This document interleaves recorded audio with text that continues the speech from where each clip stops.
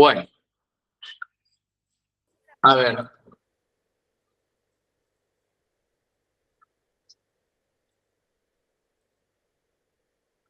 Perfecto. Bueno, sigan ingresando, pero voy a ver, vamos a hacer una cosita. Me esperan un momentito.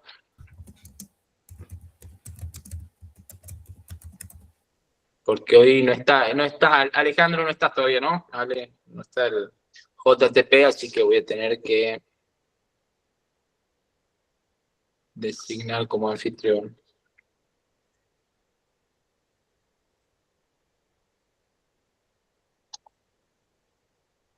Bien, perfecto.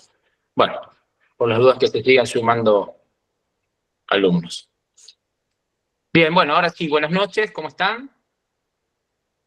Vamos a comenzar con la clase del día de hoy, ¿sí? Vamos a recuperar lo que hemos visto en la clase anterior, que tenía que ver con la ecología de medios. ¿Podemos recordar en qué consistía? Era una metáfora que usó Marshall McLuhan y Neil Postman, ¿no? Y Walter Ong, como muchos otros estudiosos de la comunicación. Bien, hablamos del ecosistema medial, exactamente, ¿no? Bien, Emilia. A ver, yo tengo solamente una duda acá, porque tengo 50.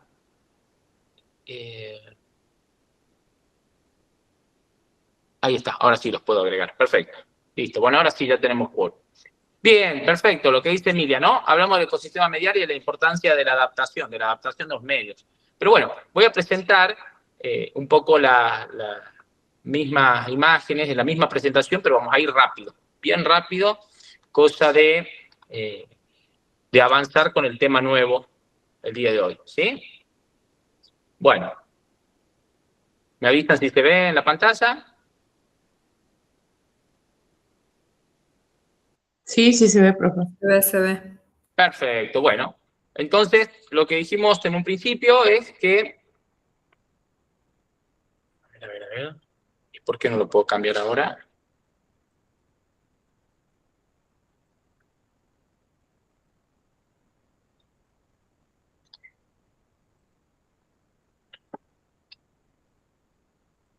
Bien, ahí sí, ¿verdad? ¿Se ve la pantalla? Sí, sí, sí. Se ve como la anterior que había puesto, pero sí se ve. Perfecto, bueno, ahora sí entonces. Habíamos hecho un repaso de la diferencia entre la ecología natural y la ecología de medios. Decíamos que esta era una metáfora que usaron estos pensadores sobre la comunicación, que vienen a romper un poco con esta idea de los estudios sobre medios. Hasta ese momento, ¿cuál era la preocupación de los investigadores, ¿no?, de los medios de comunicación? Cómo influenciaban algunos medios en la sociedad, en las prácticas culturales. Y uno de los precursores es Marshall McLuhan con Harold Innis, que se preocupan más por la tecnología de los medios, ¿no? Entonces, Marshall McLuhan va a decir, va a alargar una frase muy polémica en ese momento, que es: el medio es el mensaje. Y con esa frase rompió un poco la manera de pensar, de estudiar la comunicación, y empieza a concentrarse en los medios en sí, ¿no? Él va a decir que los medios son extensiones del cuerpo humano. Recordemos la época de Marshall McLuhan, que estamos hablando de mitad del siglo pasado, 1960, 1970, cuando escribe, bueno, este es el autor también de Aldea Global, ¿no?, entre otras obras que tiene muy importantes. Neil Postman es una de las personas, uno de los continuadores, y es particularmente el que acuñó la frase ecología de medios, ¿no? Entonces él dijo, la ecología de medios estudia los medios como ambiente. Usa esta metáfora de la ecología natural para sostener que la ecología de medios trabaja entendiendo que los medios son especies en un ambiente, en un entorno que tiene características similares a las de las especies en los entornos naturales, ¿no? Es decir, tienen ciclos vitales, los medios aparecen, se adaptan, desaparecen, y eso que vamos a ver a continuación. Pero hace una distinción en el estudio de los medios. Él dice, está la evolución de los medios y la ecología de medios. Entonces, la evolución de medios tiene que ver con un estudio de corte diacrónico, ¿no? Que lo que vemos es cómo esos medios van evolucionando en relación con el tiempo, en relación con los cambios tecnológicos, y la ecología de medios, que es un estudio de tipo sincrónico, donde nos concentramos en esta relación entre los medios de comunicación y el entorno, y el ambiente, ¿no? Según la metáfora. Es decir, cómo nos relacionamos las personas con los medios de comunicación, cómo esos medios de comunicación se relacionan con los viejos medios de comunicación y cómo se va hibridando, se va generando una convergencia de medios y donde sobreviven los más fuertes, los que se logran adaptar, ¿no? Los que logran propagar su uso. Hablábamos de la experiencia de uso también, de la usabilidad de los medios. Y pasamos rápidamente al ejemplo de los castores fueguinos, ¿no? ¿Se acuerdan los castores canadienses que fueron introducidos como una especie foránea, una especie extranjera, que al no tener depredadores, a partir de la industria peletera, que fueron introducidos con fines comerciales, pero al no tener depredadores, empezaron a alterar el ecosistema, ¿bien? Entonces, ¿qué es lo que decíamos? Esto nos daba paso a pensar en el ciclo del que habla Scolari, en este último librito del año 2024 sobre la evolución de los medios, donde hay una emergencia de medios, hay un medio nuevo que aparece, una nueva especie, que se encuentra con otras, que toma elementos de estas otras especies y las incorpora. Cuando logra masificarse su uso, cuando logra propagarse el medio, domina el ecosistema. Hablábamos en la actualidad, como el caso de TikTok, ¿no? Y cómo el resto de las plataformas y de las redes sociales han tenido que adaptar su experiencia de usuario para poder competir y no dejar de existir, ¿no? Y no perder relevancia en este ecosistema mediático. Entonces, domina. En este caso, ¿se acuerdan que dábamos el ejemplo de TikTok? Y si Instagram, Facebook no adaptaban esos elementos, esas herramientas, como los reels, como los videos cortos, esto que permitía el escroleo, ¿no? Hablábamos del escroleo infinito, no se adaptan, si no lograban desarrollar esos elementos, no se adaptan, pueden pasar a la extinción o perder relevancia, como en el caso de Snapchat o como muchos otros casos que habíamos trabajado. ¿Se acuerdan que hablábamos de Messenger y de algunas que otras experiencias comunicacionales? Cuando un medio logra adaptarse, es decir, logra incorporar en su uso experiencias de viejos medios, elementos de los viejos medios, y logra sobrevivir, entonces sigue en competencia con otras empresas mediáticas que van todo el tiempo mejorando, cambiando y adaptándose. Bien, bueno, entonces desarrollamos la emergencia, vimos la diferencia cuando se trabajaba alguna crítica, alguna interpelación frente a la emergencia de la fotografía en relación a la pintura. Algunos decían de una mirada más apocalíptica que se iba a acabar, ¿no?, la obra de arte, la pintura. Lo mismo pasaba. Walter Benjamin, creo que decía. Claro, teoría crítica, exactamente. Sí, sí. Él hablaba sobre la pérdida del aura. Se pierde el aura, exactamente. Muy bien. Bueno, el paso del diario, ¿no?, del diario formato papel al diario digital, ¿no? Os digo, acá tenemos un viejo medio en un nuevo medio que usa elementos de ese viejo medio, pero que sobrevive, logra adaptarse al contexto actual, ¿no? Bien, entonces cuando un medio domina, decíamos que domina cuando logra consolidar la producción, cuando logra estandarizar los contenidos que circulan por estos medios y cuando se logra estabilizar el consumo. Es decir, la comunidad de manera masiva, tenemos smartphones, tenemos distintos dispositivos técnicos con los cuales nos relacionamos, nos comunicamos y los usamos en nuestra vida cotidiana. Bueno, y hablamos de la adaptación y de estas relaciones de cooperación y de competencia, que lo mismo que pasa en el ambiente natural, ¿no?, que hay relaciones de mutualismo, de simbiosis. Bueno, lo mismo pasa con los medios de comunicación.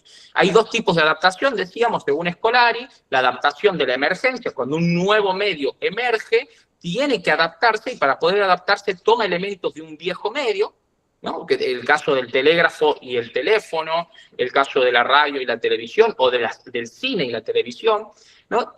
O la otra adaptación que tiene que hacer un medio, que es para poder sobrevivir, ¿no? Cuando emerge otro medio que compite, y que es mucho más competitivo y tiene que lograr adaptarse, como habíamos dicho hace rato, el caso de TikTok e Instagram y Facebook.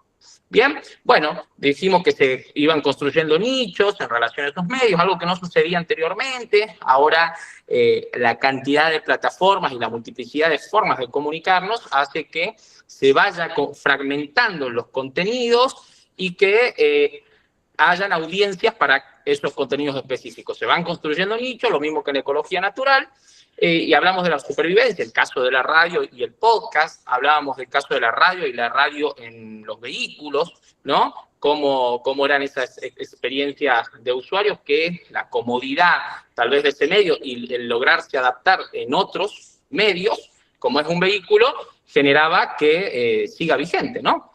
Y la capacidad de la hibridación de la radio, que era como un caso emblemático. Una coevolución, vimos casos de experiencias de coevolución, la construcción de las vías ferroviarias que permitían el traslado de los periódicos, y el telégrafo que se usaba para justamente comunicarse en el medio de una obra tan grande y tan kilométrica como era la construcción de los ferrocarriles, ¿no?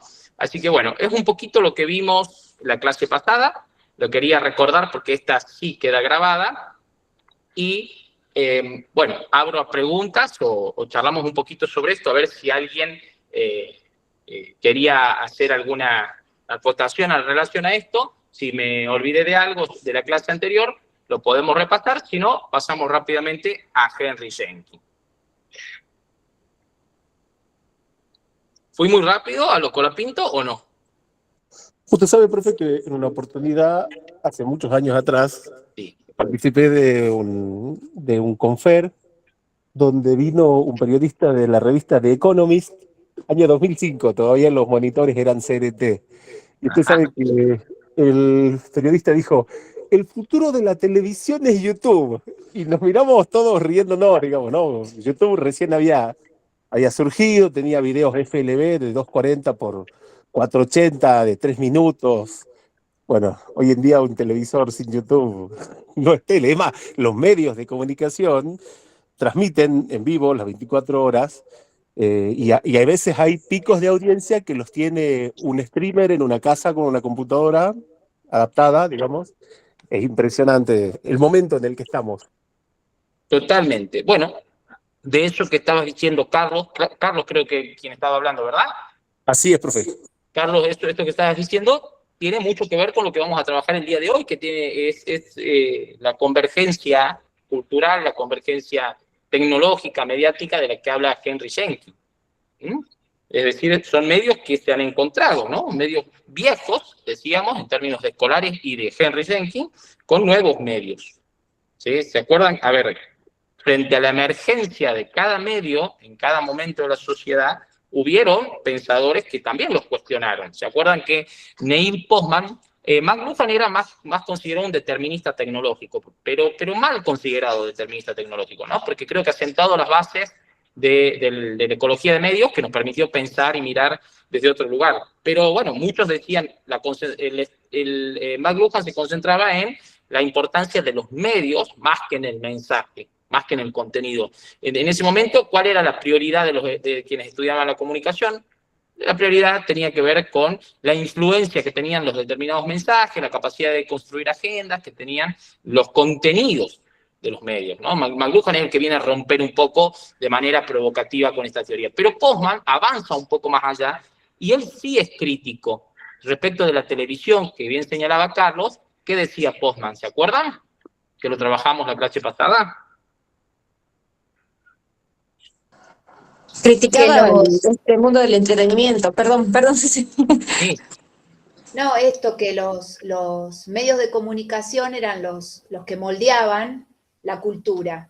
Bien. O sea, bien, exacto. Sí, exactamente. No estamos hablando de 1970, ¿no? Y la crítica tenía que ver con lo superfluo del abordaje de los temas de la televisión, y que nos quedábamos con la imagen, con lo poco que podíamos ver ahí, con la superficialidad de la televisión, ¿no? Y eso, bueno, había también un impacto muy fuerte en ahí hay una risa, no sé quién tiene... Bueno, y había un impacto muy fuerte en esto, ¿no? En las prácticas culturales. Y ahí Postman tiene una mirada, una visión mucho más crítica en ese sentido. ¿Bien? Bueno, para no demorar tanto, les digo, a ver, pasemos a trabajar con el texto de hoy, que es con Henry Jenkins. No sé si hay alguna duda, alguna pregunta en relación a Scolari, si quedó claro. Si no, pasamos rápidamente a trabajar con Henry Jenkins. ¿Sí? Bien, a ver, voy a presentar. Profesor, una pregunta. Sí. Respecto de la bibliografía, yo chusmeé un poquito y están los libros completos, ¿no? Sí. Y tenemos que, no vamos a poder, o yo no voy a poder leer el libro completo. ¿Usted va a especificar capítulos pertinentes para acá? Y claro. Está bueno que lo tengamos, por supuesto, pero bueno, a los efectos de poder acompañar las clases, no sé por dónde empezar.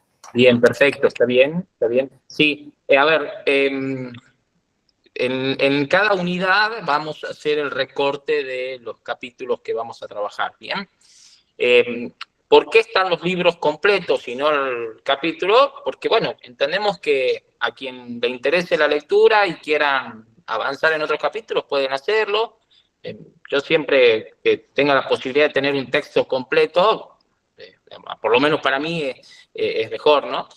Sobre todo porque hay muchos textos que los conseguimos descargándolos de script, por ejemplo, ¿no? Si uno contrata el servicio, puede descargar algunos textos, son textos que algunos los podemos encontrar en la web, otros vamos a tener que comprarlos, ¿bien? Entonces la posibilidad de acceder a estos textos para nosotros es importante, ¿sí?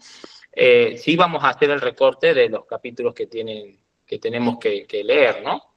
Bien, bueno, entonces ahora sí presento pantalla, ahora vamos a ir un poquito más lento, ¿no?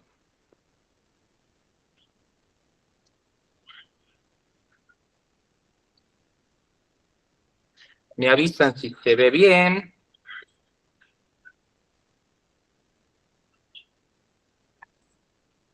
¿Se ve la pantalla? Se ve correctamente, Sí, se profe. ve. Sí. Bueno. Sí. ¿Pero qué es lo que se está viendo en la pantalla? Un PDF. Ah, no. Sí. No. Entonces, Debe ser parte del texto. Ah, no. Entonces está mal. Ese es el texto. Ahora vuelvo a compartir. Se debe haber compartido la ventana esa. Bien.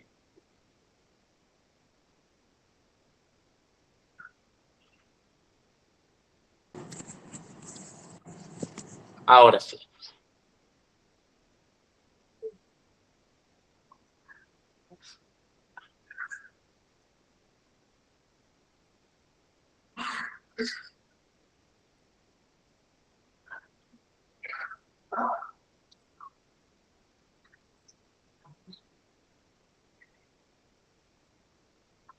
Bien. ¿Pueden ver bien ahora? Ahora sí. Perfecto. Sí, ahora sí. Bueno, vamos a trabajar entonces esta categoría muy importante para Henry Jenkins, que es la convergencia cultural, ¿no? Y bueno, vamos a redundar un poco tal vez en algo que ya veníamos diciendo, y que para él la convergencia cultural básicamente es el lugar donde chocan los viejos y los nuevos medios, ¿bien? Donde el poder del productor, de nosotros produciendo contenido, y del consumidor, ¿no? Por eso Henry Jenkins va a hablar del prosumidor, interactúan y de una manera más impredecible, ¿no? Es decir, no hay libertad en la producción de contenido. Entonces, ¿cuál es la convergencia cultural? El lugar donde chocan los viejos y los nuevos medios, y donde el poder del productor y del consumidor interactúan de manera impredecible. Vamos a ver, sigue llegando gente. A ver, ahí está. Bueno, entonces, ¿cuáles son los conceptos claves de este librito tan interesante. Henry Jenkins es un norteamericano, ¿no? Que es un investigador de los fanfiction, ¿no? Investiga las culturas de fan, ¿no? Cómo se relacionan, ¿no? Y cómo se relacionan conjuntamente con esos productos comunicacionales. Entonces, hay 3 categorías muy interesantes que vamos a trabajar ahora para Henry Jenkins, que es la convergencia mediática, la cultura participativa y la inteligencia colectiva. ¿Sí? ¿Hemos escuchado hablar de alguno de esos conceptos?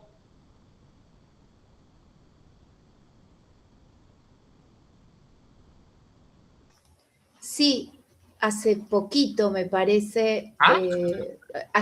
hace poco, en este año, en alguna materia hablamos de la cultura participativa en el sentido de que todos podamos tener acceso, me parece que era algo así, ¿no? Y que no esté restringido a unos pocos. Lo vimos en el contexto de derecho de autor, como que hay una puja ahí entre esas dos cuestiones, o restringir más, cuidando la obra al autor, o abrir el juego para que todos tengamos acceso y podamos participar. Creo que era eso, no sé. Bueno, acá nos vamos a alejar un poquito de esa conceptualización. Sí, bueno, a ver, estos 3 conceptos son clave en Jenkins, ¿sí? Porque él va a decir que la convergencia mediática tiene que ver con el flujo de los contenidos que circulan a través de múltiples plataformas mediáticas, ¿bien? ¿Qué quiere decir eso? Que hay una cooperación entre industrias de medios. O sea, la industria de medios, las industrias de medios de comunicación empiezan a cooperar, ¿no? ¿Se acuerdan que decíamos viejos medios, nuevos viejos? Se empiezan a encontrar cooperando y compitiendo. ¿Bien? ¿Se acuerdan? Recuperamos esta idea de la ecología. Henry Jenkins también puede circunscribirse en esta escuela, que es la ecología de medios, ¿no? Pero él va a decir algo muy importante acá. Dice, a ver, la convergencia mediática no es solo un cambio tecnológico, ¿no? O sea, no es solo el nuevo dispositivo técnico que va evolucionando, ¿no? Que va mejorando en algún sentido, sino que el cambio es cultural. Profe, años atrás el receptor o el usuario era pasivo, o sea, no podía, digamos, interactuar. Exactamente. Yo lo relaciono con la web 2.0, ¿no? Cuando empieza a tener más participación el usuario y empieza a crear contenidos digitales, lo que deviene en una web semántica actualmente, digamos, ¿no? Que la audiencia deja de ser pasiva a ser activa porque, claro, empieza a crear contenidos, a modificar, a recircular el contenido. Eso que dice Carlos tiene que ver con la cultura participativa, ¿bien? Estamos ahora en la convergencia mediática, ya vamos para ahí, ¿sí? Solamente como para que quede un poco más claro, decíamos entonces que la convergencia mediática, según Scolari, no es un cambio tecnológico, sino un cambio cultural, ¿no? ¿Por qué un cambio cultural? Porque el consumidor se anima a buscar nueva información, a establecer conexiones, ¿no? A interactuar de otra forma. Digo, el dispositivo por sí solo no solo representa esta convergencia, sino que Jenkins va a decir que la convergencia se da, así con sus palabras, se da en el cerebro, ¿no? de los consumidores. Es una convergencia muy cultural. Pero por otro lado, establece esto que bien decía Carlos, la categoría de cultura participativa, ¿no?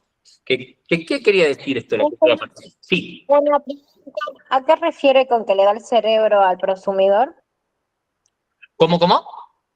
A esto que acaba usted de decir, una duda, Sí. me decía que Jenkins decía de que le da el cerebro al consumidor. No, que la convergencia se da en el cerebro, ¿no? Ah, en el cerebro, perdón, claro, Sí. que se cortó un poquito. Perdón si se cortó. Que la convergencia cultural no se da solo en el cambio tecnológico, sino en el cerebro de los consumidores, ¿no? Bien, sí.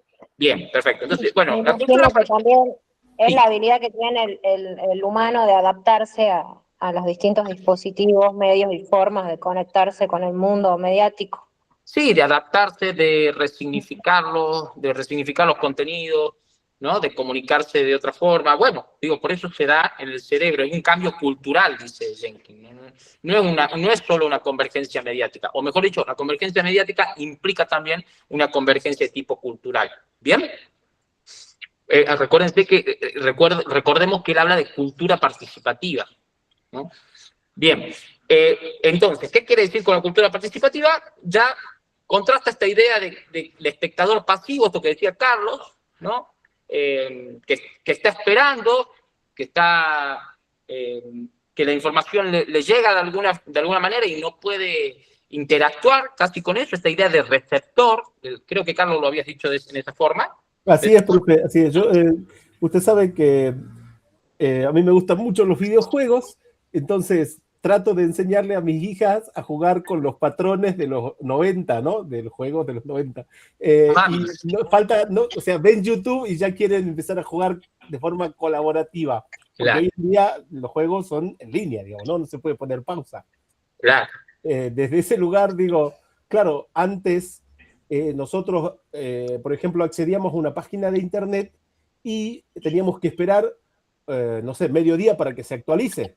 Y no había forma de comentar ni de poder escribirle a la página. Cuando empezaron a venir las web 2.0, ya empezaron a crear los blogs y empezamos a poder tener un poco más de interacción, digamos. Bueno, esto del 2.0 es una bisagra, ¿no? Digo, la web 2.0 es la bisagra de la cultura participativa, básicamente. ¿Bien? Bueno, entonces, ahora, en este concepto de cultura participativa, los productores y consumidores, ¿no? Es decir, los prosumidores, según Henry Jenkins, que no solo consumimos, sino que ahora también producimos contenido, van a interactuar bajo nuevas reglas, ¿no? O sea, ¿por qué? Y estas reglas van a estar determinadas por las corporaciones de las empresas. Entonces, hay empresas que establecen reglas a través de las distintas plataformas y páginas con las que nosotros empezamos a interactuar, y esta producción y el consumo va a estar reglado entonces por lo que proponen estas empresas mediáticas. ¿Estamos? En ese marco, la producción de contenido no va a estar reglado. Y ese es uno de los cambios más importantes que expresa Jenkins, ¿no? Hasta la emergencia de la cultura participativa, nosotros consumíamos lo que nos mostraban, para decirlo así burdamente, ¿no? Aprendíamos el televisor y ¿qué veíamos? ¿Se acuerdan? Creo que yo les había comentado, veía Cebollita, después Chiquitita, después una novela, ¿no? Claro, no podíamos elegir. No podíamos simplemente veíamos y si lo agarrábamos a la mitad, lo siento. ¿Y podíamos participar? Tampoco, no había forma. Tampoco, no había ninguna forma de participar, ¿no? Entonces, la cultura participativa describe esta relación de productor-consumidor, ¿no? Bajo unas lógicas del mercado, de las empresas que establecen cómo podemos participar, pero lo que hacemos fundamentalmente es resignificar lo que vemos y empezamos a producir lo que nosotros queremos, ¿no? Digo, por eso dice, hay cierta libertad a la hora de producir. Entonces, ahí vamos cambiando tal vez el final de un cuento, de una novela, empezamos a interpelar tal vez de eso que veíamos, a cuestionar, ¿no? Bueno, y así como existe la cultura participativa bajo esta lógica de convergencia cultural, también la noción de inteligencia colectiva, ¿no? Que está absolutamente relacionada. Entonces, hay tanta información, ¿no? Que al compartir una persona esa información que tenemos, ¿no?, con otra, dice Jenkins, se empieza a construir un conocimiento colectivo, ¿no? Es decir, hay un proceso colectivo en el consumo y en la producción de ese conocimiento. Entonces, compartimos habilidades, compartimos recursos, lo que vamos aprendiendo. Entonces, la inteligencia colectiva es la consecuencia, de alguna forma, de esta cultura participativa, ¿no? Vamos aprendiendo en un proceso colectivo. Nos vamos nutriendo de lo que va haciendo otro prosumidor. antes habían prosumidores, no, solo consumidores, ¿no? Quienes producían, bueno, producían el poder, va a decir Jenkins, ¿no? Digo, medios hegemónicos o quienes producían programas o contenidos para una audiencia que era pasiva, que no podía cuestionar, que no podía interactuar. ¿Bien? Entonces, Jenkins va a decir que hay un cambio de paradigma, ¿no? Él habla de la revolución digital de los años 90, digo, con la emergencia y el uso masificado de Internet, ¿no? Jenkins va a decir, bueno, lo primero que se empieza a reemplazar con el Internet es la televisión y la radio. Bueno, en un momento lo plantea desde ese lugar, después va a hablar de cómo se va hibridando o cómo va adaptándose esos medios, ¿no? A las nuevas sociedades. Bueno, pasamos a la siguiente diapositiva. Acá vemos esta diferenciación de la que estábamos hablando. ¿Cómo eran entonces? ¿Cómo era la audiencia? ¿Cómo era el usuario consumidor antes de la cultura participativa, de la web 2.0, pasivos, ¿no? No podíamos interactuar, predecibles, ¿bien?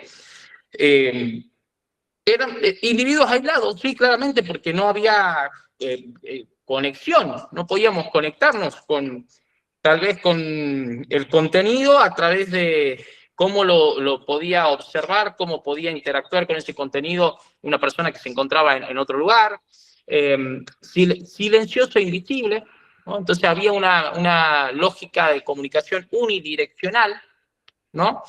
Y cambia con la web 2.0 claramente, con esta cultura participativa, donde los nuevos consumidores se vuelven productores, se vuelven agentes activos, migratorios, porque, bueno, van pasando de una plataforma a la otra, de un medio a otro, ¿no? Conectados socialmente, todo lo que hacemos es visible y podemos comunicarnos y estar en relación con otros en simultáneo. Esto que hablaba, no recuerdo si era Carlos, que daba el ejemplo de los videojuegos online, ¿no?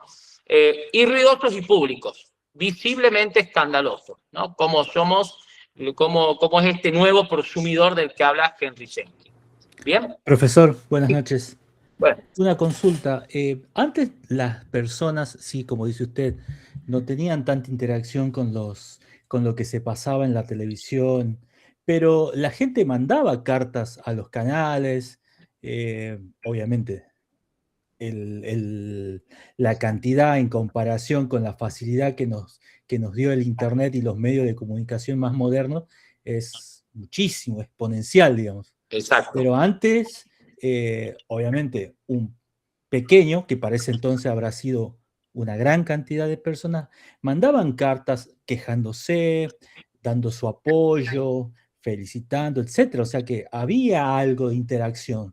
Sí, Jenkins no va a decir que no había interacción, lo que va a decir es que a nivel de práctica cultural, ¿no? Esto de hacer de la participación una cultura, una práctica cotidiana, no existía la cultura participativa en los medios de comunicación. Profe, un medio podía recibir una carta difamatoria y simplemente destruirla.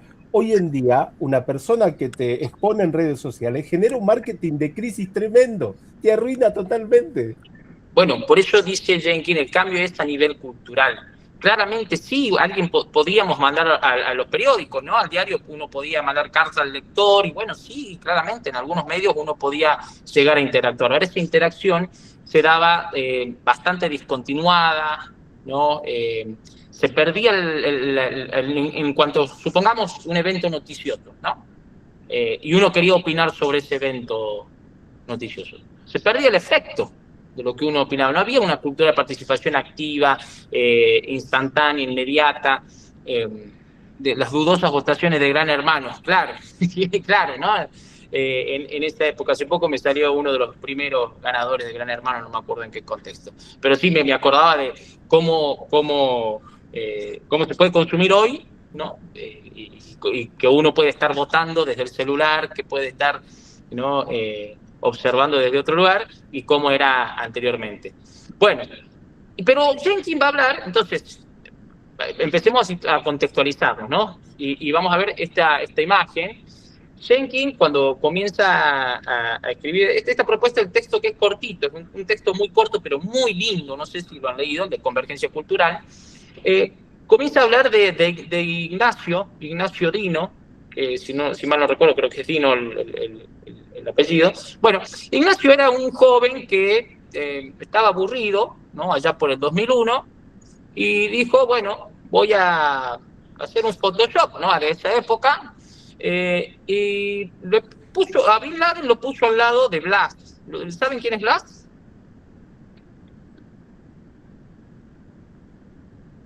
Hola, hola.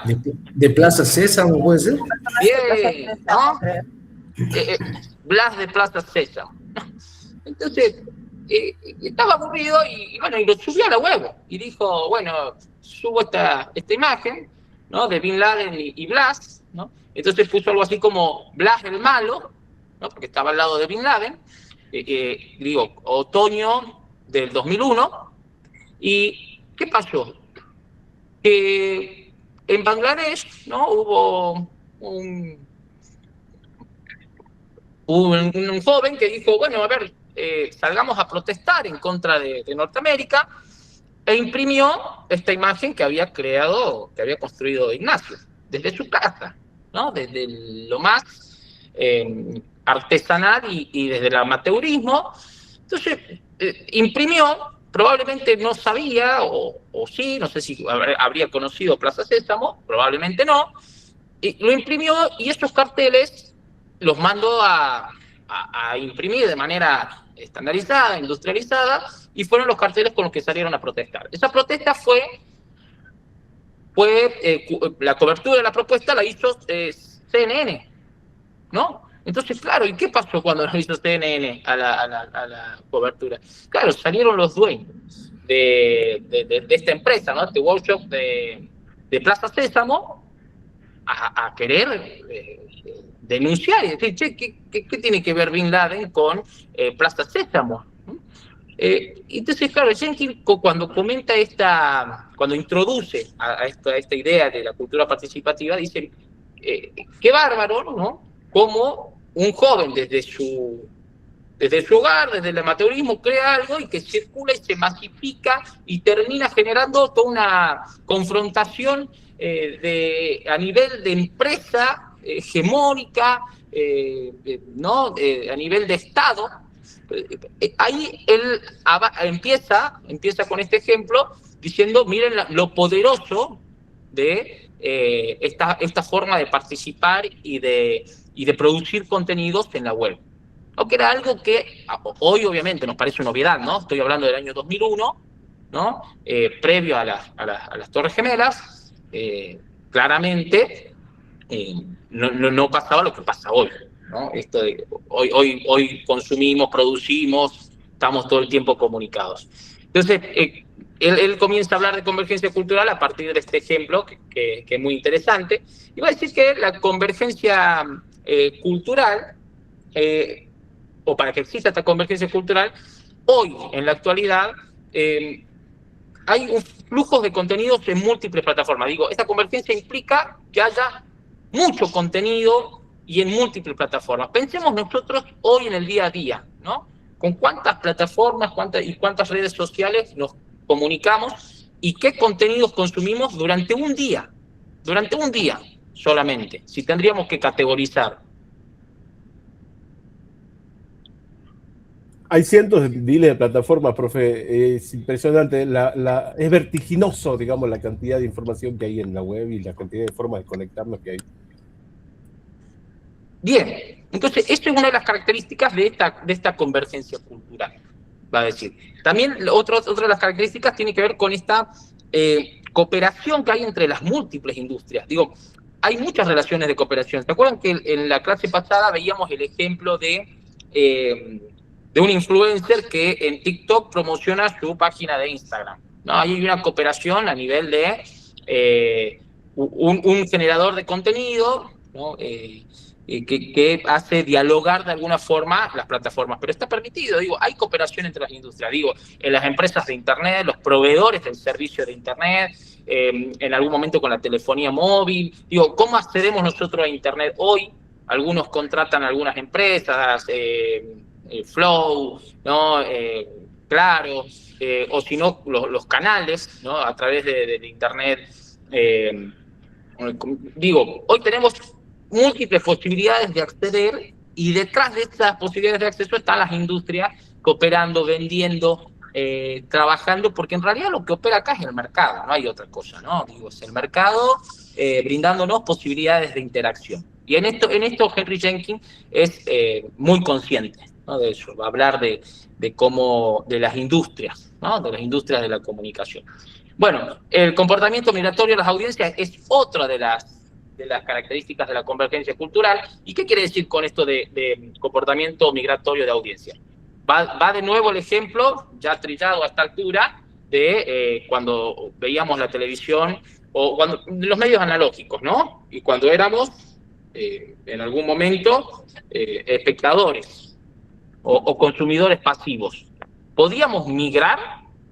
No podíamos. A lo sumo podíamos cambiar de canal, pero no podíamos elegir.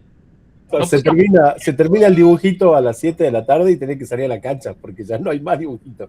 Yo salía rápido de la escuela primaria y quería llegar cuanto antes a mi casa para ver Dragon Ball Z. ¿No? Eso me acuerdo clarito. Sí. Profe, acá tengo una duda. O sea, en los 90 teníamos 20 canales, 100. Sí. Usted me dice, no podíamos elegir. Había 100 opciones, no podíamos elegir.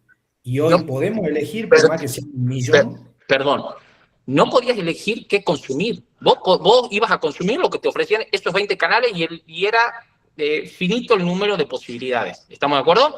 Hoy yo quiero decir, a ver, quiero ver un video en YouTube que hable sobre la convergencia cultural de Jenkins porque no le entendí nada al profesor. Claro. O un podcast, si no. No, o un podcast, ahí está, un podcast porque mientras voy a ir conduciendo lo voy a ir escuchando. ¿Me explico? Sí, o una transmisión en vivo sin ir más lejos. Si antes arrancaba una pelea, por ejemplo, ¿no? En Space, y llegabas tarde y tenías que esperar a que a las 12 la repitan. Pero ahora, si llegas tarde y pones pausa, volvés para atrás. A mí me pasa con Flow. Llego tarde para algún partido de fútbol que quiera ver y lo retraso, ¿no? Y me vuelvo y lo veo para atrás y lo retraso. Y no espero a que algún medio, algún programa lo retransmita. Porque después los reels o los shorts te arruinan, digamos, el resultado. Bueno, ahí está el comportamiento migratorio de las audiencias, ¿no? Digo, claro, antes elegíamos, esto que dice Martín, elegimos siempre, pero era como el mismo tipo de oferta. ¿Qué canal ver? ¿Qué serie? Y esperar una semana para el siguiente capítulo, pero ahora elegís la forma, el modo, ¿no? No, y el contenido también. Bueno, sí, no, está bien, bueno, el contenido también. Pero claro, antes también elegíamos, de verdad que elegíamos qué ver. Pero elegíamos era más acostado. Miami o Brigada A, no sé, ¿entendés? Supongamos que era el mediodía, ¿no? Y queríamos cocinar algo y bueno, podíamos ver algún programa de Utilísima y tal vez no. ¿No? Hoy queremos cocinar algo y entramos a YouTube y decimos, a ver, ¿cómo se hace la tortilla de papa? Y bueno, veo el tutorial y la puedo hacer. O las noticias, vos tenías que ir a las 1, prender la tele, porque la noticia local no la ibas a poder ver en otro momento. Exactamente. Usted sabe que hay algo que me llama poderosamente la atención ahora, el paradigma hacia al que va la informática. Por ejemplo, yo le comento a muchos amigos que antes uno, por ejemplo, si quería ver una película, tenías que comprarte el VHS y la podías ver. Porque si querías verlo en la televisión, tenías que esperar a que la reproduzcan en la película. No podías controlar los contenidos que daba el canal. Eras preso de... O sea, había un canal de acción, pero no sabías que iba a estar tu película ahí. Bien, exacto. Entonces, bueno, digo, a ver, nosotros antes teníamos la oferta limitada de los medios que producían ese contenido, nosotros podíamos ver solamente eso. Hoy nosotros podemos producir contenido y que lo vea otro. Eso antes no pasaba. Ahí está estas características. Creo que eso me parece que es lo que define la diferencia. Porque el ejemplo que usted me dice de Jenkins antes, bueno, tenía que buscar el libro y leerlo 3 veces hasta que lo entendía. Hoy alguien produce una explicación paralela a la suya del libro. Yo creo que ahí está la diferencia, está bien. pero Profe, claramente, sí. Y no solo ahora con la inteligencia artificial, yo puedo darle el libro y que me lo explique, que me haga un podcast, Claro, que me claro. haga ¿cómo se llama? Un mapa mental, que me haga un resumen, que me haga gráficos. Claro, sí, exactamente. Bien, entonces, a ver, queda claro por ahora, ¿no? ¿Vamos bien? Bueno, bien, está buena la interacción esta, ¿no? Cómo vamos construyendo de a poco, y aparte de la experiencia de cada uno, que es importante, porque... Sí. Es curioso que dentro de la clase estamos también como experimentando eso que estamos hablando, digamos, ustedes piden interacción y salen los emojis, nosotros le contestamos verbalmente, o sea, es como que a la vez también estamos construyendo con lo que está diciendo ahora. Exactamente, bien, perfecto. Bueno, ¿y qué va a decir Jenkins sobre el impacto de las industrias mediáticas? ¿Se acuerdan que decía hace rato? Bueno, Jenkins tiene muy presente que quienes nos brindan estas posibilidades, entre comillas, de interactuar, son empresas, ¿no? Detrás de eso hay claramente un objetivo de mercado, ¿no? De comerciar, de obtener ganancias, básicamente, ni más ni menos. Pero bueno, ¿qué va a decir Jenkins? Que el impacto en la industria mediática se puede medir en tres, ¿no?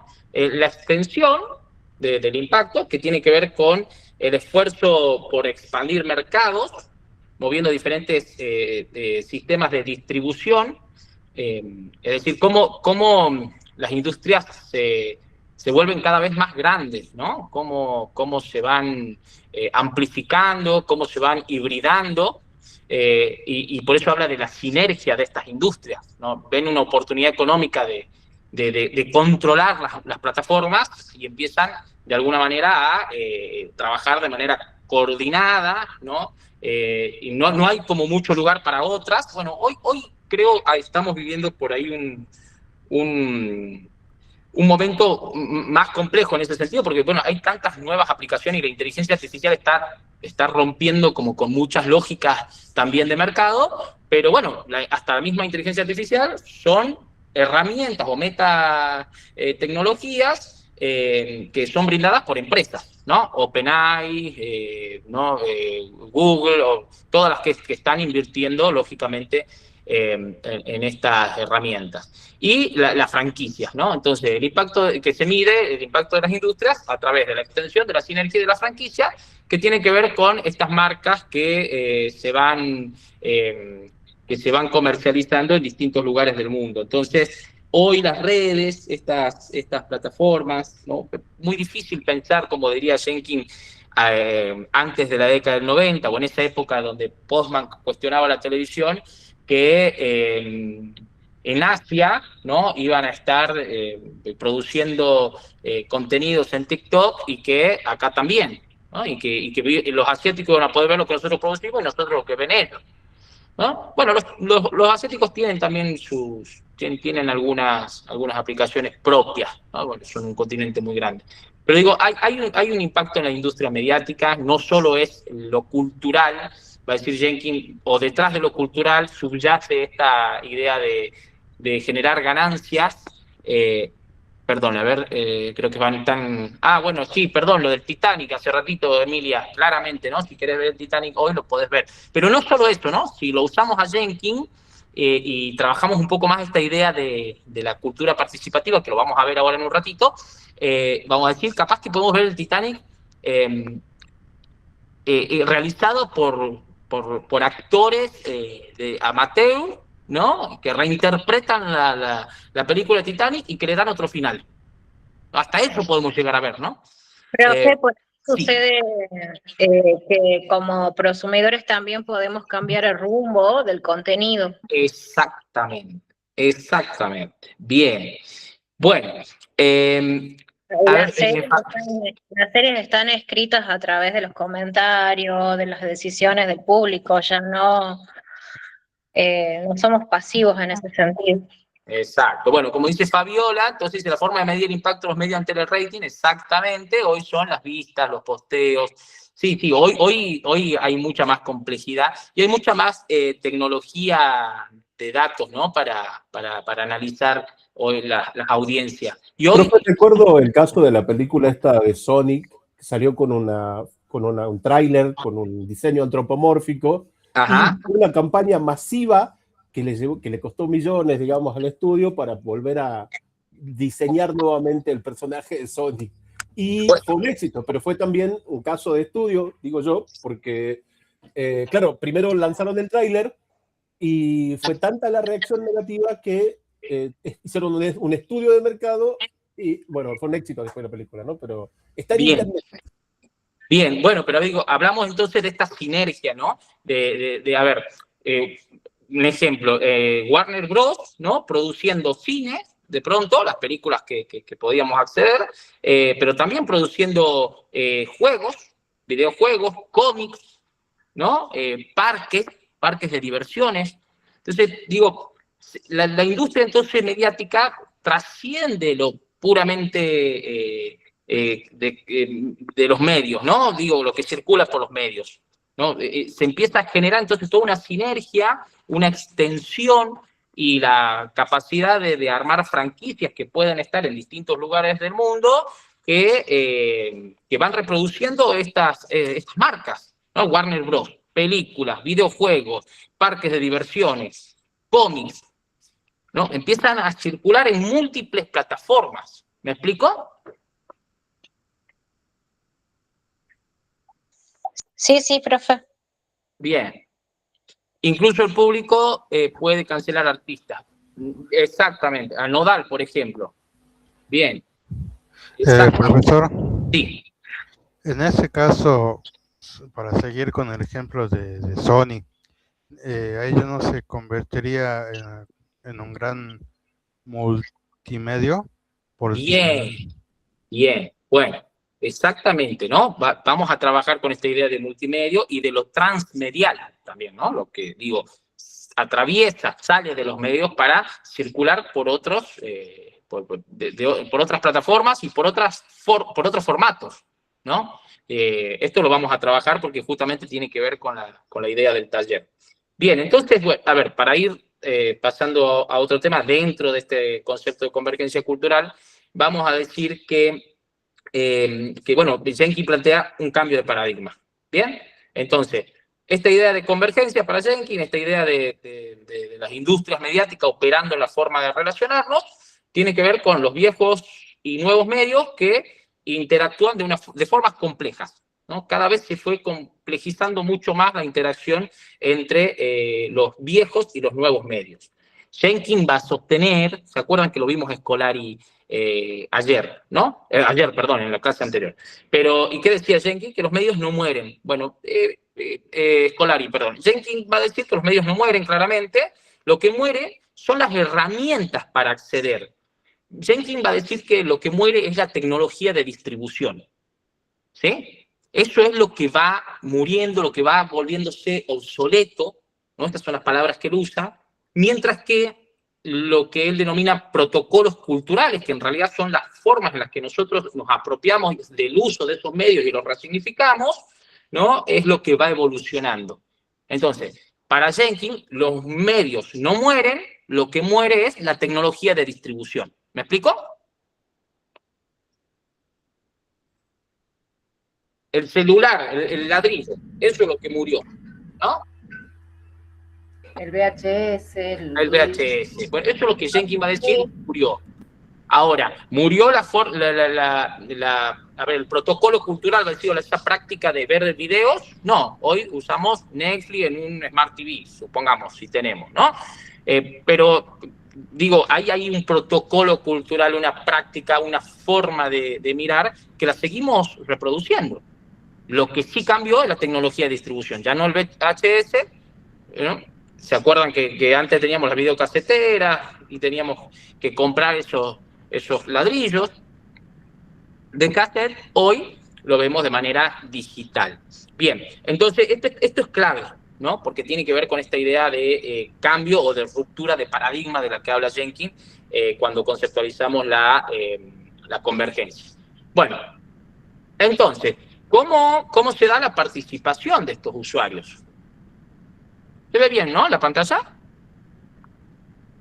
Como son PDF, también se... Bien, quedan cortados. ¿Cómo se da entonces esta participación? Va a decir Jenkins. Bueno, él dice que hay una retórica de la colaboración feliz, ¿no? Esta idea de de la libertad, bueno, ahora podemos participar. Entonces esto nos da más libertad, nos da una percepción de felicidad, de poder demostrar lo que hacemos, poder expresarnos con libertad, ¿no? Expresarnos libremente, así dice Henry Jenkins. Estas empresas, estas industrias mediáticas ofrecen una percepción de la colaboración feliz. Estamos todos de manera alegre, feliz, produciendo, consumiendo, haciendo circular contenido. Pero al mismo tiempo, ¿no? Va a decir que esta es una de las lógicas del mercado, ¿no? Digo, lo que tienen para ofrecer nuestras industrias mediáticas y esta nueva forma de comunicarnos es esta idea, esta retórica, este discurso de la colaboración feliz. Entonces, hoy necesitamos estar conectados, necesitamos estar compartiendo, ¿no? en las plataformas, ¿no? Entonces hay una idea ahí de que la felicidad descansa sobre el compartir con otros de manera digital. ¿Me explico? Bien. Profe, sí. Disculpe, eso tiene que se relaciona con este concepto nuevo que se usa, sobre todo en la parte de los streaming, el tema de las comunidades. Ahora todo es comunidad, somos la comunidad del uso, somos la comunidad Claro, por supuesto que sí, que está relacionado, ¿no? Con esta idea de pertenecer, ¿no? Pertenecer a una comunidad, la idea de nicho. Entonces, esta idea de poder elegir y poder coincidir, ¿no? Con alguien en simultáneo. ¿Bien? No, y si a esa plataforma o ese programa que vos seguís le va bien, sí, soy de la comunidad ganadora, digamos. Claro, exactamente. Entonces, digo, a ver, entonces el usuario está conectado socialmente, ¿no? Y ese consumo, ¿cómo era? Según Jenkins, es ruidoso y público también, ¿no? ¿Cómo éramos los consumidores antes de la web 2.0? Silenciosos. ¿Ah? Bueno, iba a decir pero esto que nos vamos de un extremo al otro, ¿podrá aparecer la figura de un poquito de equilibrio? Para mí es un exceso total en lo que hoy estamos viviendo. Sí, demasiado optimismo, diríamos los más de 50 años, creo. Sí, claro, o sea, es poco creíble en un punto, o sea, empezás a dudar, digamos, y la verdad que a mí lo que comió tal persona en un restaurante ya como que me agota, o sea, no tiene sentido, pero hay como un desborde, ¿entendés? Y esto de estamos comunicados socialmente a través de las redes, y bueno, también hacemos agua ahí. ¿De qué comunicación hablamos? ¿Qué es comunicación? Bien, por eso sí. Esta fotito que vos me pones acá, y la verdad que piel de gallina. Si vamos hacia eso, que claramente vamos hacia eso, pero por favor que alguien ponga un coto. Está todo demasiado desbordado y como alguien dijo, no sé, muy vertiginoso, muy así, ¿entendés? Es demasiado. Mira, Escolari trabaja. Sí. Por otro lado, en razón de lo que dice Checha y este concepto de prosumidor, ¿no? De consumir y producir, también hay una falta de límites en cuanto a qué se comunica, ¿no? Entonces, Totalmente. Cecilia.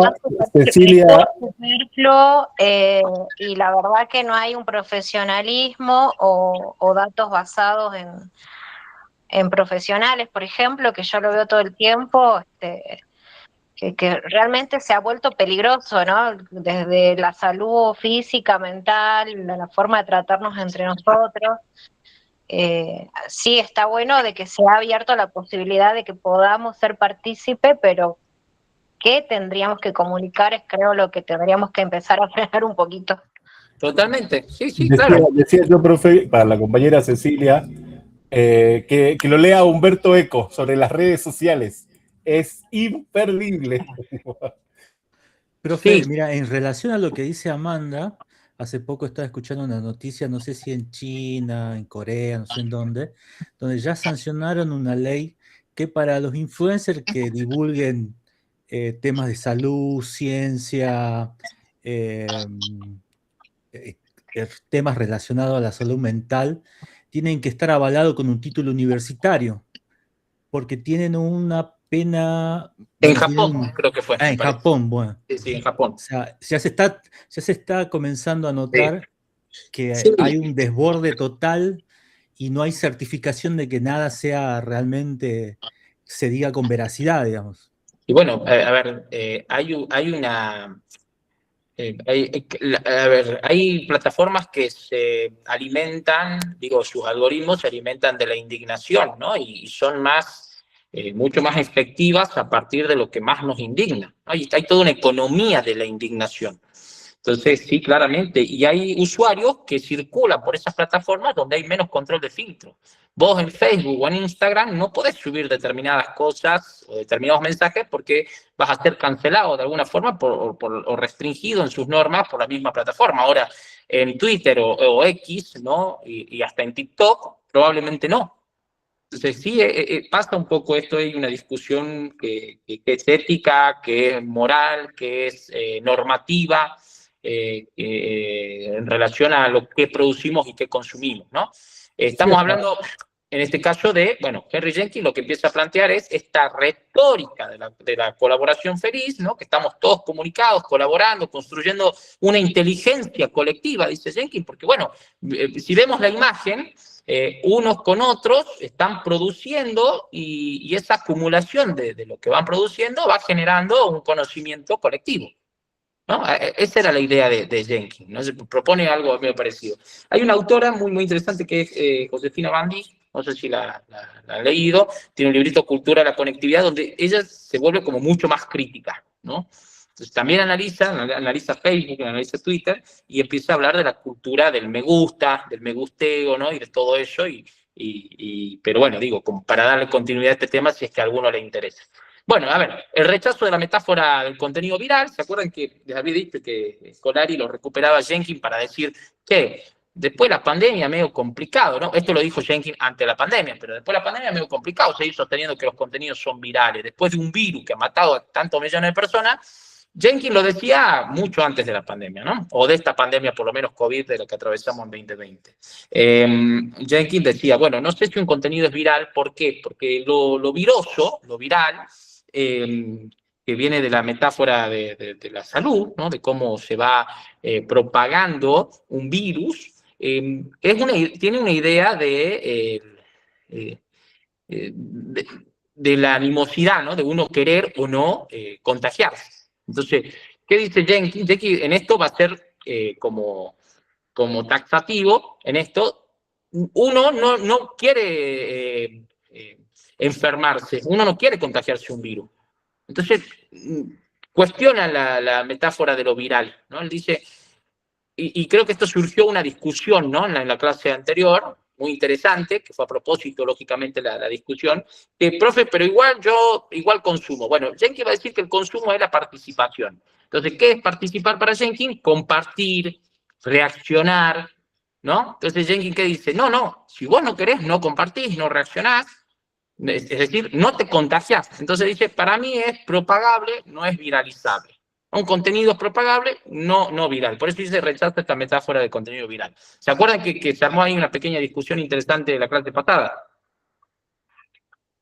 Que algunos dicen, no, igual nos contagiamos porque igual lo vemos por más que no queremos, ¿no? De todas maneras, perdón, ¿no? Sí. De todas maneras, lo viral como virus tampoco está tan mal porque todo lo que se hace viral tiene como una doble cara, una muy positiva y una terrible, y siempre es terrible. Siempre hay un punto en el que se te fue todo muy lejos. ¿Sí? Eso cae en el scrolleo infinito que decía usted, digamos, o sea, de repente dijiste, bueno, voy a ver este reel, y pasaste 2 horas y no supiste qué hiciste con tu vida, pero pasaste viendo videos.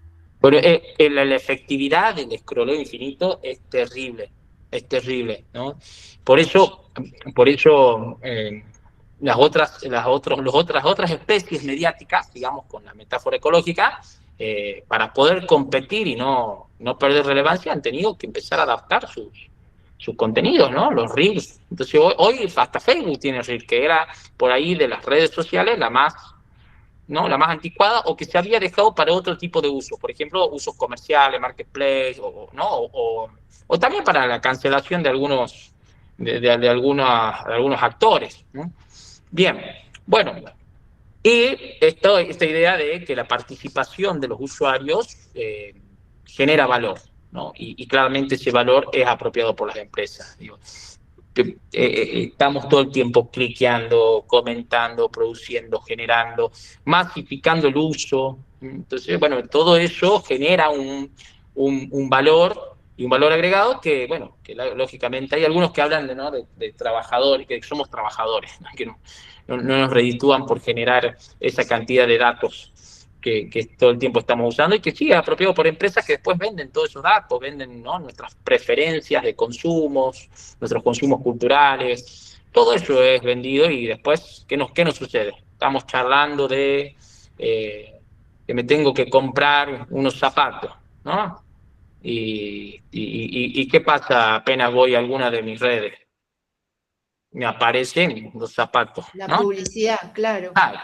La publicidad. Bueno, entonces todas estas redes, claramente el objetivo principal, ¿no?, es generar una experiencia vivencial, no es venderte un producto. Entonces, cuando uno genera una experiencia de uso, por eso Jenkins es tan importante cuando él habla de la cultura de la participación, porque no solo está diciendo que la cultura participativa es participar en redes, no dice eso, lo que está diciendo es que nosotros somos culturalmente a partir de esa participación. ¿Me explico? O sea, nosotros entonces le damos sentido a nuestra vida, ¿no?, en el participar a partir de estas redes sociales, de estas plataformas. Digo, esto es como clave en la mirada de Henry Jenkins. Profe, en el 2018, cuando le hacen un testimonio a Mark Zuckerberg, él dice, ¿no?, que Facebook se trata de una empresa de marketing.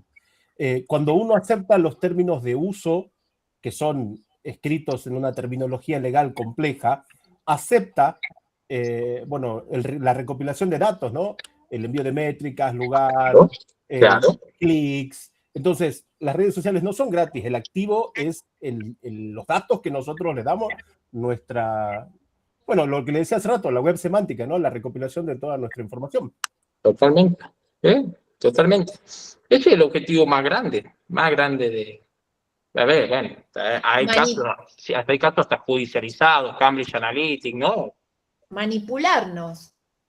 Sí, claro, exactamente. Yo les digo muchas veces, ¿no?, a mis amigos, si en este momento todos abrimos Mercado Libre, a todos les va a salir, ofertas distintas, ¿no?, de productos distintos, porque son recopilaciones de nuestro historial de búsqueda. Sí, claro. Bien. Sí. Tampoco es creo que también el tema de los precios. Hace poco, capaz que Martín va por lo mismo. Hace poco saltó la noticia de que uno abre en el navegador de la máquina del trabajo y después abre el mismo producto en el celular, tienen precios distintos. ¿Por qué? Sí. Porque yo en mi celular tengo mis preferencias y en la máquina del trabajo no. Claro. Entonces ellos conocen a través de mis búsquedas, mis compras, mi poder adquisitivo, si pido préstamo o no pido préstamo, la forma en la que lo pago, si lo pago puntual, si demoro en pagar. Todo eso analizan y de acuerdo a eso te ponen en una categoría y te van a mostrar un precio u otro. O al revés, ¿no? O al revés, como el caso de TikTok. No te van a mostrar nunca lo que no quieres ver, ¿no? También. ¿no? También. Claro, los filtros y el funcionamiento del algoritmo en distintos casos funciona de distinta manera, pero sí, claramente. A ver, ahí decía Fabiola, el autor no llegó a conocer los haters. Bien, sí. Y después, bueno, Susana dice, escuché una frase de que la socialización que se hacía en la plaza se trasladó a las redes. Y en algunos casos sí, bueno, sí, podemos cuestionar, ¿no? Pero podemos cuestionarlo, ¿no? o podemos cuestionar tal vez desde este lugar, que creo Cecilia, no recuerdo quién decía, a dónde vamos a llegar, o cómo era antes y cómo es ahora, ¿no? Y qué es lo que se perdió, qué es lo que se discontinuó, qué es lo que continúa desde otro lugar. Bueno, hay mucho para pensar. Bueno, avancemos un poquito más. A ver. Bueno.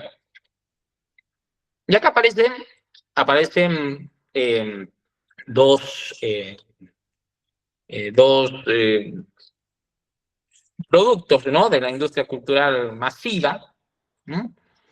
Que es bueno, Harry Potter, ¿quién no leyó el libro o vio alguna de las películas, ¿no? O alguien no sabe de qué hablamos cuando hablamos de Harry Potter.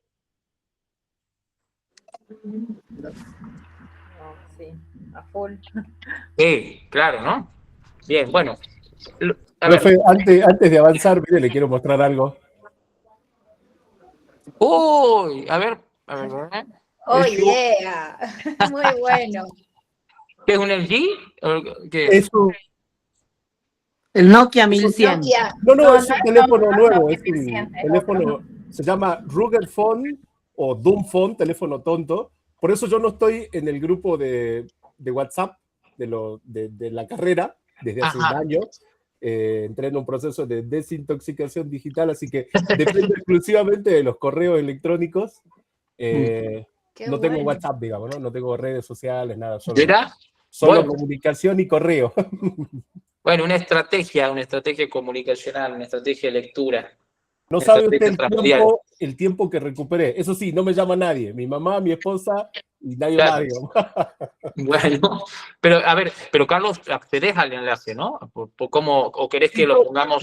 Por correo electrónico, y mi grupo, tengo un grupazo, entonces ellos comparten constantemente los enlaces. Aparte, prendo la computadora y puedo acceder a todos los canales, así que no tengo ningún problema. Ah, bueno, está bien. No, desconectado no está. No, tan desconectado no, o sea, pero me enfoco, no tengo scroll infinito gracias a una decisión que tomé hace un tiempazo. Bien. Es súper difícil, es peor que cualquier tipo de adicción, pero bueno, yo estoy sin redes sociales ya hace un buen tiempo. Bueno, sí, perfecto. Ahora, no, yo te preguntaba porque si no te enviábamos al aula virtual el enlace, no tengo problema. Yo trabajo mucho con informática, profe, soy desarrollador. Bien. Entonces, todo el tiempo estoy en la computadora programando y demás, digamos, así que no, siempre estoy ahí pendiente del aula.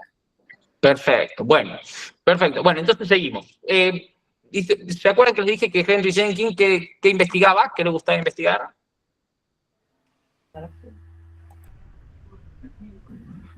La convergencia. Sí, pero al principio le dije, ¿no? Los fact fiction, ¿no? Eso, bien, Andrea, estabas atenta, ¿no? Cuando dije.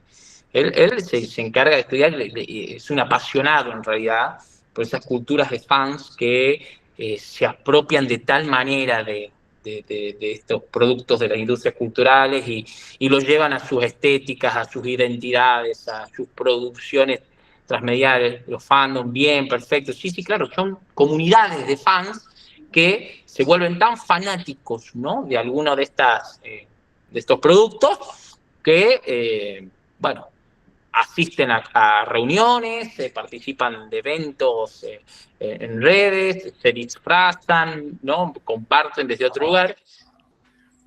Profe, sí. Cuando hacen esas reuniones en los eventos van con lo que se llama cosplay. Bien. El personaje.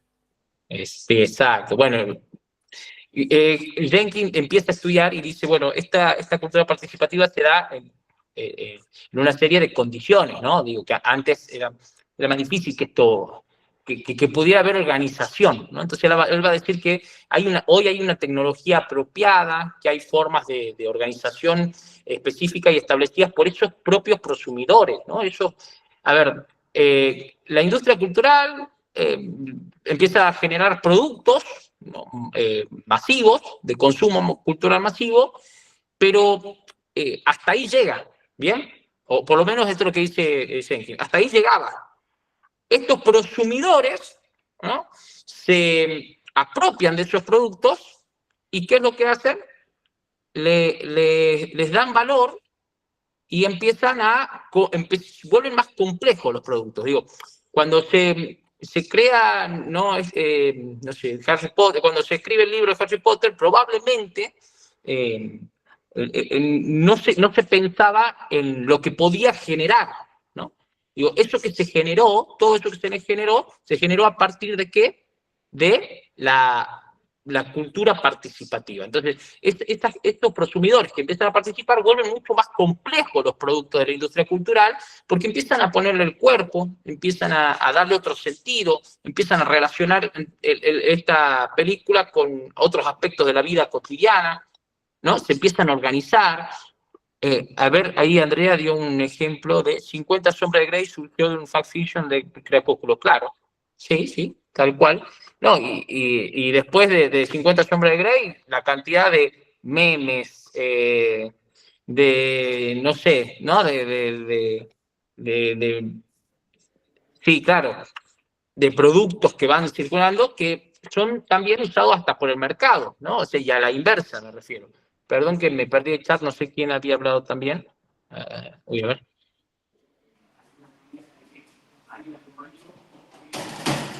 Bien. Bueno, a ver, entonces, ¿qué hacen los prosumidores? Agarran esos productos culturales, empiezan a darle un sentido, le empiezan a agregar valor y los vuelven mucho más complejos, ¿no? ¿Y qué es lo que buscan, básicamente, lo que va a decir Jenkins? Que lo que buscan estos prosumidores es amplificar los mundos narrativos, ¿no? Es decir, que estas narrativas circulen por otras plataformas, se amplifiquen, se resignifiquen, o sea, se resignifica el valor de esos mundos narrativos. Entonces, ya no es la película en sí, ya no es la historia, ¿no? Que nos proponía estas empresas mediáticas, sino es la amplificación de los mundos narrativos, es decir, el cosplay, el actuar como ellos, el apropiarse de los personajes, relacionarlos con nuestras propias cotidianidades. ¿Me explico? Y esto es importante. Sí. Profe, no, y en relación a la historia en sí, son súper exigentes, porque hacia el final de todas estas historias, nunca, no era así, cualquier cosa, no, es tremendo, ¿no? También se genera ahí una retroalimentación que es de no saciar también del lado del usuario, ¿no? Nunca se conforma.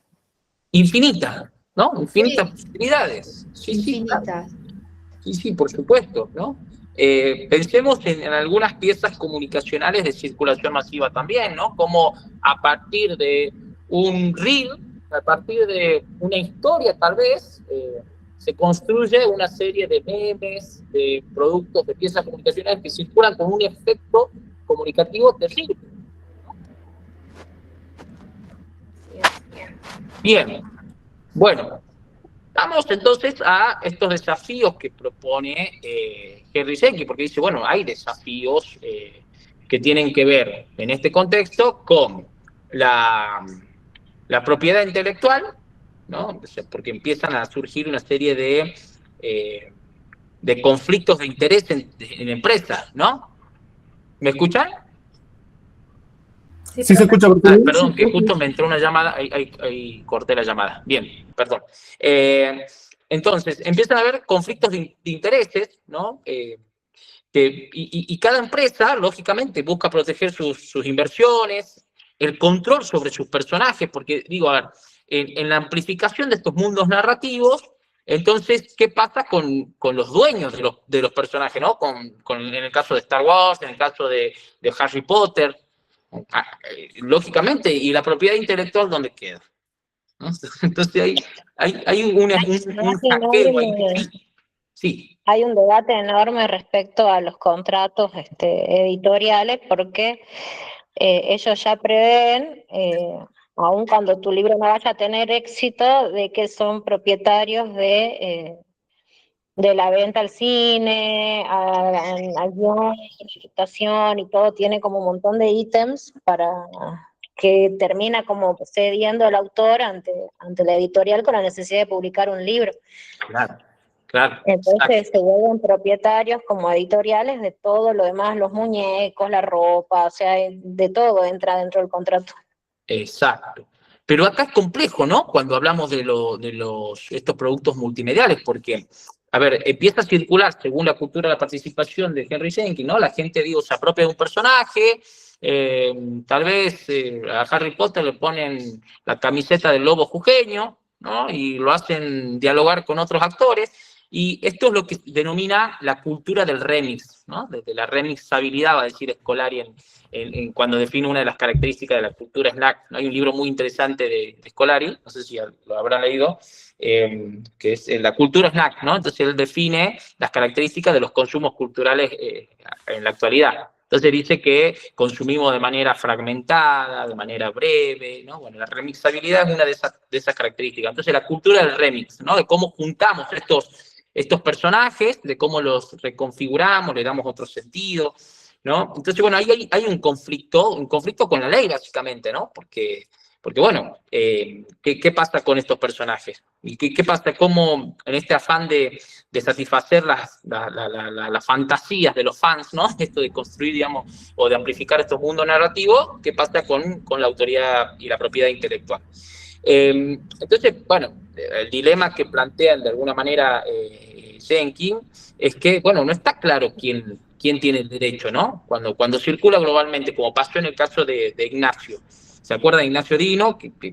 Este ejemplo con el que empieza Henry Jenkins, que es la imagen de Blas el malo, al lado de Bin Laden, ¿no? Y bueno, y que ahí, ¿cómo se resuelve eso, no? Es un dilema esto de la propiedad intelectual, porque se masificó allá en Medio Oriente, en Bangladesh, ahí, viste, alguien bajó la imagen, la empezó la imprimió, armó carteles de protesta, CNN la recuperó. ¿Y cómo hacemos? ¿Cómo se resuelve eso? Bueno, es uno de los dilemas que plantea... Yo recuerdo, profe, cuando salió el coronavirus, una noticia que decía, las acciones de la cerveza Corona caen en picada. Claro, no puede constatar, pero digo, qué curioso, va en ese orden. Exactamente, claro. Bueno, otra de los desafíos que plantea Jenkins es la brecha de participación, ¿no? Entonces, él va a advertir, a ver, si bien no es tan crítico como puede ser Van Dijk sobre el tema de las redes, ¿no? Pero sí advierte que la convergencia no es democrática en sí, ¿no? Sino que depende claramente de las habilidades, de las competencias y de los recursos que tiene el usuario, ¿no? Entonces digo, si pensamos que hay una cultura participativa, que todos podemos participar, y yo creo que mi padre, que tiene 74 años, ¿no? Puede participar en TikTok, no tiene ni Facebook, mi padre, ¿no? Entonces, digo, ahí hay una brecha que tiene que ver con competencias cognitivas, pero también una brecha de acceso, ¿no? Hay brecha. Entonces, esto también es uno de los desafíos en esta cultura de la participación. Va a decir Jenkins que en los 90 la preocupación era el acceso físico, a fines de los 90, ¿no? Comienzos de 2000, el acceso físico a Internet, ¿no? Entonces, hoy casi es una brecha mínima, ¿no? La que tenemos, digo, hoy hay muchas más posibilidades de acceder a Internet. O sea, fueran con el teléfono, yo me acuerdo del teléfono fijo, ¿no? En alguna época, 1, 2, 10 años podías estar esperando que hagan el cableado y puedas tener teléfono fijo, ¿no? Bueno, había una brecha, y si vivía en el interior, peor, ni que hablar. Bueno, entonces, antes había como una preocupación, hoy la preocupación no es tanto por el acceso a Internet, está masificado, se puede acceder. Hay un concepto muy lindo ahí, profe, que es el IoT, el Internet of Things, el Internet de las cosas. Básicamente que antes era exclusivo el acceso a Internet de las computadoras, y hoy en día está incorporado en prácticamente todas las cosas. Claro. Internet, en el lavarropa, en la heladera, en el aire acondicionado. La Internet de las cosas es muy bueno. Se lo recomiendo a los compañeros que lo busquen. Exactamente. Bueno, entonces, ¿qué va a decir Jenkins? Exactamente, Carlos. Jenkins va a decir que, bueno, hoy la preocupación está más puesta en las habilidades cognitivas, conceptuales, para poder administrar, gestionar, ¿no? La participación, ¿no? Entonces, hay una brecha de participación. Pero bueno, también va a decir que la brecha en términos de acceso, ¿no?, a los medios, también él habla de una especie como de consumidores de elite, ¿no? Digo, mientras uno a menor edad pueda acceder a esos dispositivos, bueno, va a tener otras competencias a mayor edad que no va a tener alguien que accede a mayor edad a los dispositivos. ¿Me explico? Digo, también hay una brecha generacional y también de posibilidades de disponer de esos dispositivos. A ver, en mi tesis de maestría, que tiene mucho que ver con esto, cuando yo yo estudié e investigué las experiencias de comunicación de adolescentes en pandemia, ¿no? Entonces, bueno, entre los hallazgos, para no hacerla muy larga, aparecía algo que era muy interesante y que quienes compartían el dispositivo técnico, el celular, quienes compartían el celular con sus hermanitos más pequeños, porque no tenían, pero lo necesitaban para poder cursar sus estudios, eran mujeres, ¿no? No habían hermanitos varones que compartan sus celulares. Digo, en la investigación, uno de los hallazgos, o sea, algo que nos llamó la atención, era que solo las adolescentes, las adolescentes, las niñas, compartían con sus hermanitos menores los celulares, ¿no? Entonces, eso a nosotros nos llamó muchísimo la atención. Digo, nosotros, por siempre, una investigación es colectiva en este sentido, y qué es lo que pasaba, ¿no? Entonces empezamos a preguntar un poco, y bueno, ¿qué te respondían en la entrevista y off the record, ¿no? Te respondían, no, bueno, mi mamá no quiere que mi hermano le preste el celular a mi hermanito porque por la intimidad, ¿no? Por su intimidad, por una serie de cuestiones, ¿no? Y entonces había de alguna manera se reforzaba esta asignación, ¿no?, en el rol del cuidado a un estereotipo de género, ¿no? La mujer, digo, tenía que cuidar y tenía que compartir su celular. ¿Y qué pasaba ahí? Había una experiencia desigual en el uso del dispositivo. Es decir, si tenía que compartir 2 horas con su hermanito, eran 2 horas menos que tenía, ¿no?, en relación al hermano, ¿no?, una mujer, para poder socializar, para poder compartir, para poder relacionarse. Entonces, eso nos llamó muchísimo la atención. Entonces digo, también hay una brecha de participación atravesada por otras variables que también puede ser, ¿no?, la variable de género, en este caso concreto en pandemia. Bien. ¿Alguien habilitó el micrófono? Bueno, entonces digamos que hay consumidores de elite, también según decía Henry Jenkins, y hay también, si hay brechas de participación, también hay exclusión, ¿no? Entonces, va a decir que, que el aumento de participación va a generar nuevas formas de desigualdad. Entonces, quienes dominan estas formas de interactuar, estos protocolos culturales, ¿no?, van a tener como un ejercicio de dominación o desigual en relación con quienes no dominan, ¿no? Sí, perdón. Igual yo puedo diferir. Sí, claro, por supuesto.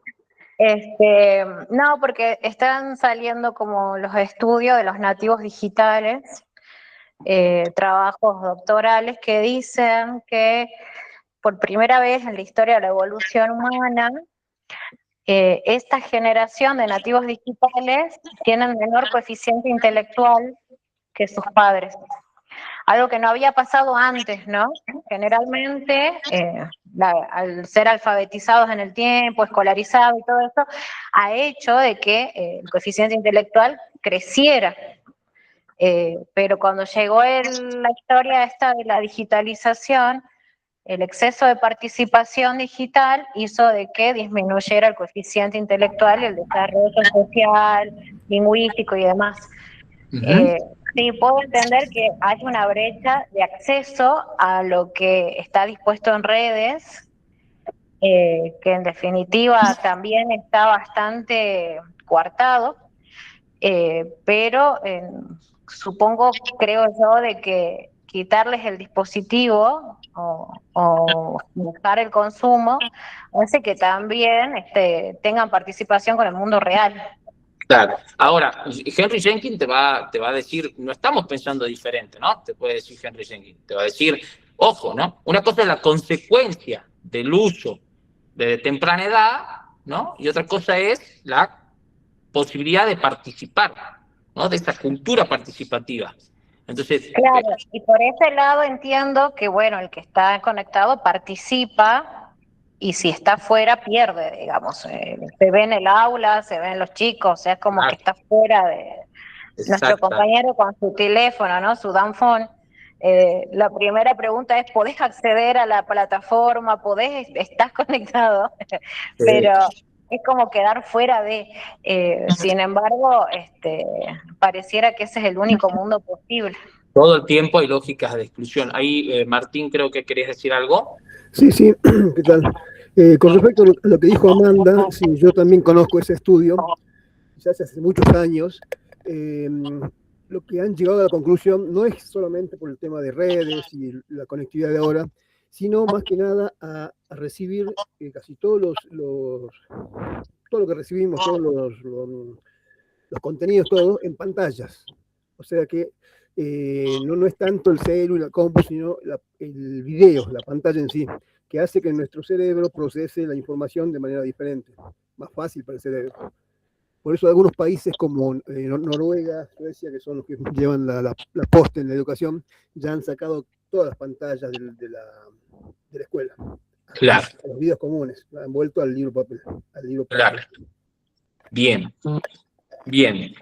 Bueno, entonces, ahí va a decir Jenkins, hay una brecha de participación que es uno de los desafíos, ¿no? de estas industrias ¿no? mediáticas. Bien, pero también dice a nivel industrial hay incertidumbre, ¿no? Porque hay una especie también de descontrol, ¿no? Si uno puede participar y esa participación es impredecible. ¿Se acuerdan que cuando hacíamos esta diferenciación entre cómo éramos los consumidores antes y cómo son ahora, había un criterio que era la predecibilidad, ¿no? O sea, nos volvemos impredecibles ahora, ahora mismo podemos salir a decir cualquier cosa, ¿no?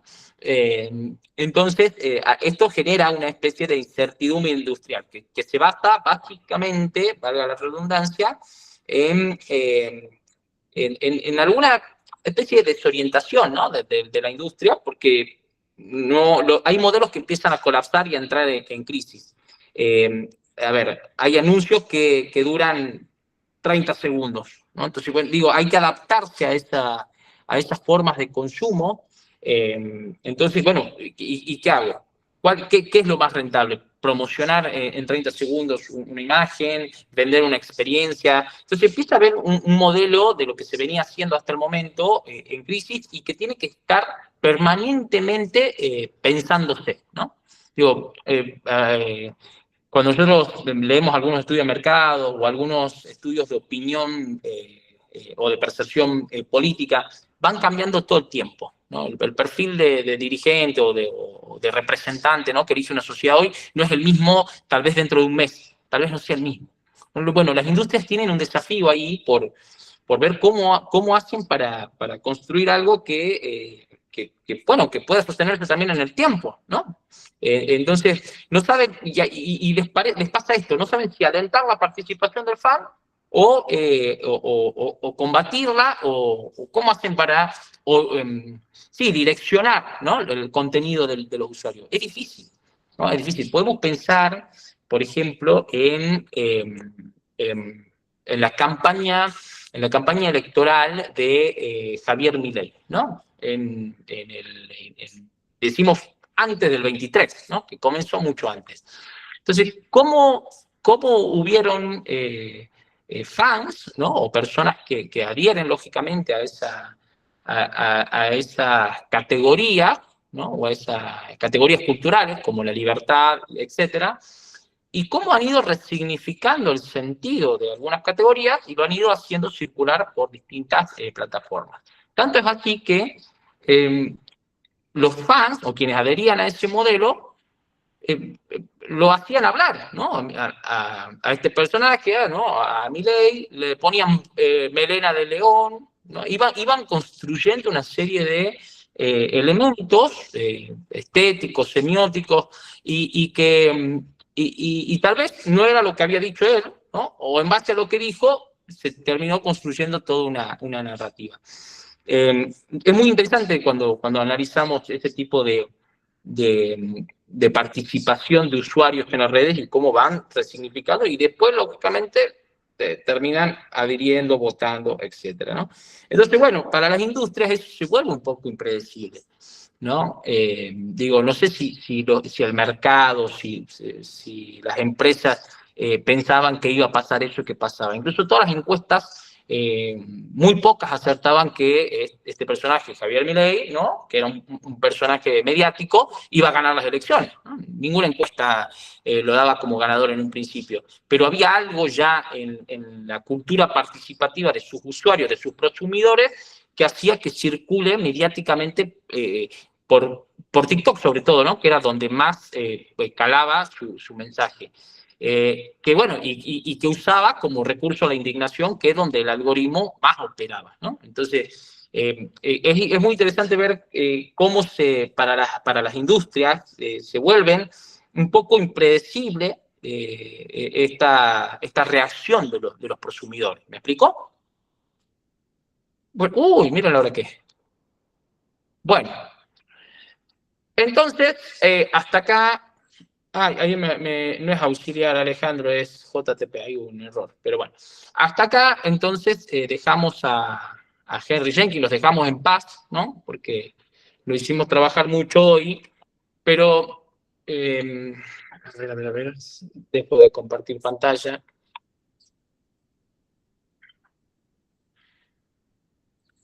Bien, bueno. Como les decía, lo vamos a dejar en paz un ratito a Henry Jenkins, porque, bueno, ya trabajamos mucho con él. La idea era empezar, como lo hicimos el martes, con ecología de medios, ¿no? Que era como podríamos decir, un paraguas teórico, ¿no? Una especie de, o de cimiento, ¿no? Para decir, che, bueno, la perspectiva de la cátedra, ¿dónde se circunscribe teóricamente? Bueno, en la ecología de medios, ¿no? ¿Se acuerdan que la ecología, la metáfora de la ecología natural, etcétera, etcétera, que explica cómo los fenómenos de los medios progresan, evolucionan, se adaptan, compiten, etcétera? Entonces, y recuperar a Jenkins con esta categoría de cultura participativa para ver cómo los usuarios, los consumidores reaccionan, se relacionan a través de estas nuevas formas de participar en estas comunidades y nichos que se construyen, ¿no? en las plataformas. Con lo cual, ¿por qué nos sirve a nosotros esto? Porque, bueno, tenemos que pensar en cómo estos productos editoriales que tienen que trascender, ¿no? Al multimedio, ¿no? Esto, ¿se acuerdan que hablábamos de los mundos, la ampliación de los mundos narrativos de los productos de las industrias culturales? Digo, ¿cómo estos productos editoriales, cómo logramos que esta gestión sea estratégica y que pueda circular, ¿no? de una manera eficiente y pueda lograr masificarse su consumo, y también teniendo en cuenta que quienes leen, quienes consumen, pueden a su vez amplificar ese mundo narrativo, como dice Henry Jenkins, a través de esta cultura participativa. Entonces, vamos camino a empezar a fundamentar que lo que vamos a hacer está circunscripto en un marco teórico. ¿Bien? Por eso era importante trabajar con estos autores.